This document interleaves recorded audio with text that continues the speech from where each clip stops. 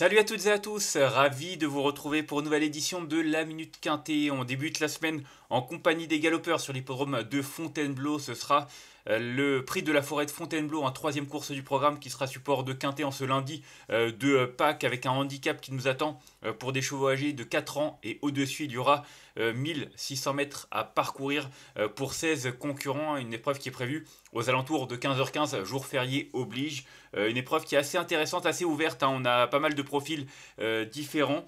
Et c'est vrai qu'avant le coup, j'ai retenu le 10, un Contentious Soul.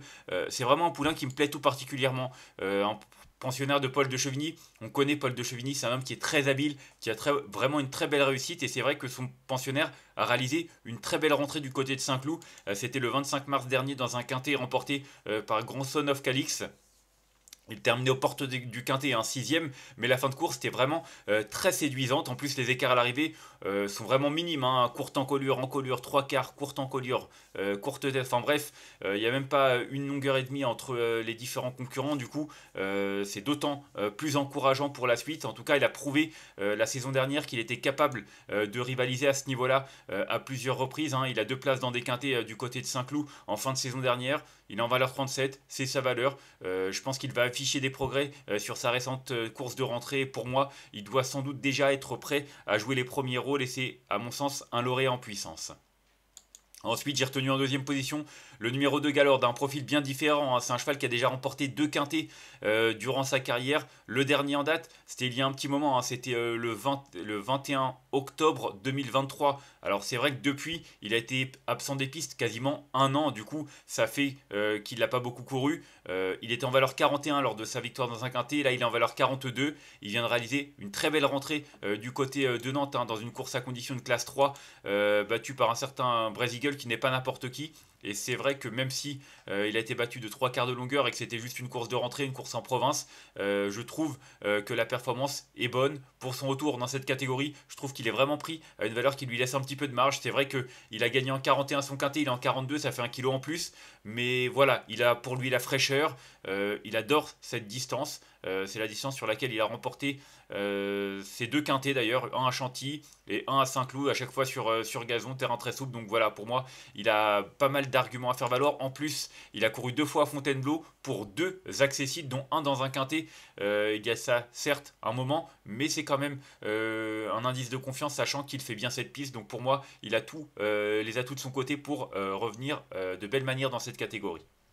Ensuite, j'ai retenu en troisième position le numéro 15 Aversa. Certainement la meilleure base, hein, j'ai envie de vous dire, dans le sens où elle reste sur trois bonnes places dans la catégorie des quintés. À Cagnes-sur-Mer tout d'abord le 22 février, puis derrière elle a confirmé à Saint-Cloud, puis dernièrement à Chantilly en terminant quatrième d'un quintet pour uniquement des juments. Mais elle a prouvé qu'elle pouvait rivaliser avec les mâles, ça c'est pas un problème, notamment lors de ses deux accessites d'honneur précédemment où elle était battue à chaque fois par Tumblr.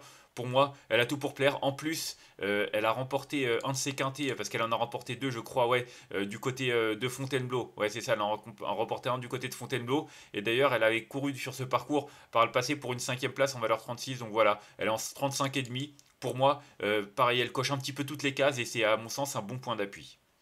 Ensuite, j'ai retenu en quatrième position le numéro 3, Grey Tornado. Grey Tornado qui vient de remontrer le bout du nez, hein. C'est vrai que c'était pas forcément fameux, notamment dans la catégorie des handicaps les dernières fois. Et d'ailleurs, il a couru que deux fois en catégorie handicap pour une septième et une neuvième place. Donc clairement, déjà, il est près de valeur qui lui laisse un peu plus de marge. Et puis surtout, dernièrement, c'était deuxième place d'un quintet remporté par Shining Gosser. Alors, on change de cadre, hein. C'est plus la PSF Gantilienne, c'est le terrain de Fontainebleau. Du coup, voilà, c'est peut-être entre guillemets le seul bémal de changer de surface, mais il a des références à faire valoir sur des pistes en gazon, il n'y a pas de souci. Il est désormais pris à une valeur qui lui laisse de la marge, il est bien plus efficace avec le port des œillères australiennes, il est bien placé dans les stalles de départ.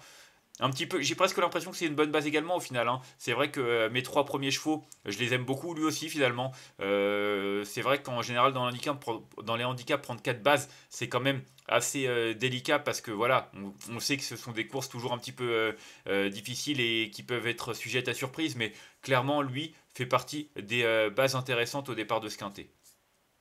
Ensuite, j'ai retenu en cinquième position le numéro 12, No Limit Dream, un cheval qui est régulier. Hein. Ça pourrait presque être une base, lui aussi, j'ai envie de vous dire, tellement il est régulier. Il reste sur une deuxième place du côté de Chantilly. Je crois que c'était d'ailleurs la deuxième épreuve du quintet remportée par Shining Ocean devant Grey Tornado. Toujours est-il que la forme est là, l'aptitude à cette valeur, il l'a. Rien à ajouter, auparavant il était quatrième d'un quintet, il fait tous les terrains, il fait tout, et c'est vrai que Gérald Mossé est en grande forme, je le répète régulièrement, il a un bon numéro dans la stalle de départ, il est associé à Maxime Guyon, lui aussi, il a pas mal d'arguments à faire valoir, il fait partie des belles possibilités, c'est vrai que je le retiens seulement cinquième, faut faire des choix, mais clairement, s'il venait même à terminer sur le podium, il n'y aurait pas à crier au scandale. Ensuite, j'ai retenu en sixième position le numéro 6, Divine Krishnat, qui a repris de la fraîcheur. Hein. On ne l'a pas revu depuis le 10 janvier. Il faut dire qu'en fin de saison dernière, en début d'année, elle a vraiment beaucoup séduit. Hein. Elle a aligné les bonnes performances, elle a remporté un handicap, elle a prouvé qu'elle avait encore de la marge, elle s'adapte à tous les terrains. Elle sait tout faire, elle est compétitive en valeur 39,5. Alors est-ce qu'elle est suffisamment affûtée pour ce rendez-vous? Ça, il faudra voir. Moi, je m'en suis méfié d'entrée de jeu parce que elle est compétitive, elle a un bon numéro dans les salles de départ, donc je me dis qu'elle a certainement été bien affûtée dès son retour en piste. Donc voilà, je l'ai retenue seulement en sixième position, justement à cause de cette petite rentrée. Elle aurait eu une course dans les jambes, je l'aurais peut-être retenue un peu plus haut, mais je la vois plutôt pour une 4-5e place avant le coup. Ensuite, j'ai retenu en septième position le numéro 8, Rouge Garde. Écoutez, c'est vrai que sa rentrée est quelconque. 13e maintenant, il est passé, pardon, c'est un Hongre de 8 ans, il est passé en 37,5. Et ce que je trouve intéressant avec ce pensionnaire, deuxième atout de Paul de Chevigny, c'est qu'il a couru 1, 2, 3, 6 fois du côté de Fontainebleau pour 4 victoires et 2 deuxième place. Donc du 100% de réussite.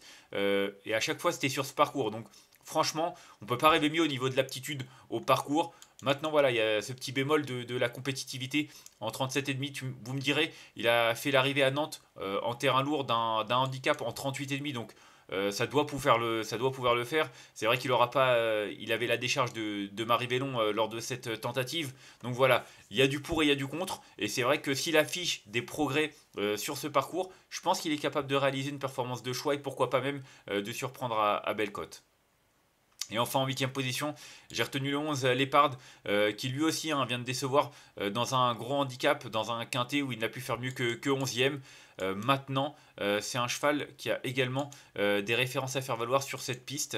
Laissez-moi voir ça. 2 courses à Fontainebleau, une victoire, une deuxième place à chaque fois sur ce parcours. C'est bien ce qui me semblait. Alors, j'ai l'impression qu'à cette valeur, il y a peut-être moins de marge. Mais bon, il a quand même déjà fait 7e de handicap en 36, là il est en 36,5. Je me dis que même sans avoir trop de marge sur un parcours qu'il apprécie et avec un numéro correct dans les stalles de départ, d'autant qu'on lui remet les œillères australiennes. Les œillères australiennes comme lors de sa précédente victoire sur ce parcours en début mars. Donc je me dis ça peut être un coup de poker intéressant. Ce sera juste mon 8e cheval, mais attention, il n'est pas incapable de surprendre à belle cote. Et enfin en cas de non partant, j'ai retenu le 5 Zrian. Je ne sais pas quoi faire avec lui. C'est un cheval qui a remporté un handicap lors de son avant-dernière sortie. C'était une petite rentrée le 13 février dernier. Derrière, quatrième d'une course à condition. C'est un poulain qui a peu couru, seulement 8 fois. Maintenant, c'est pensionnaire en Francis-Henri Graffard, associé à Michael Barzola. Déjà, rien que le profil, il incite à la méfiance. Maintenant 16 dans les stalles de départ, une marge à confirmer dans cette catégorie en valeur 40. On lui met les œillères pour la première fois. Non, c'est pas pour la première fois, les œillères australiennes, on lui a déjà mis. Il avait terminé deuxième en 2023 avec. Mais toujours est-il que j'ai du mal à cerner son profil et j'ai des doutes sur sa compétitivité, pardon. C'est pour ça que ce sera juste un regret de ma part. Mais s'il venait à faire l'arrivée, clairement, ce ne serait pas illogique. On va faire un petit récapitulatif de ma sélection avec le numéro 10 que j'ai retenu devant le 2, le 15, le 3, le 12, le 6, le 8 et le 11. Et en cas de non partant, le numéro 5. En conseil de jeu, écoutez, je vous l'ai dit, moi j'aime beaucoup les 3-4 premiers chevaux que je vous ai donnés, 10, 2, 15 et 3. Voire même le numéro 12, No Limit Dream. C'est vrai que c'est un quintet qui est quand même ouvert de par ses conditions et de par les profils qui le composent. Mais malgré tout, je pense que parmi mes 5 premiers, on a sans doute 3 bonnes bases. Alors, c'est facile de dire ça comme ça, mais c'est vrai qu'avant le coup, ça se dégage au papier. Il y en a pas mal qui offrent des garanties. Du coup, je me dis voilà, normalement, ça devrait pouvoir coller. Maintenant, ça reste un quintet, un handicap quintet, c'est toujours pareil. Il peut y avoir des surprises. On va se quitter là-dessus. En tout cas, moi je vous remercie d'avoir suivi cette nouvelle édition de la Minute Quintée. Si vous avez aimé cette vidéo, n'hésitez pas à la liker, à la partager ou encore à vous abonner à notre chaîne YouTube en cochant la petite cloche pour être au courant des prochaines vidéos. On se retrouvera demain. Ce sera du côté de Compiègne en compagnie des sauteurs. On a fait le plein de partants. Ça risque d'être difficile une nouvelle fois. En tout cas, on en reparle dès demain. D'ici là, je vous souhaite une excellente journée et de bons jeux à tous. Et je vous souhaite également un très bon week-end de Pâques, un très bon lundi de Pâques. Au revoir.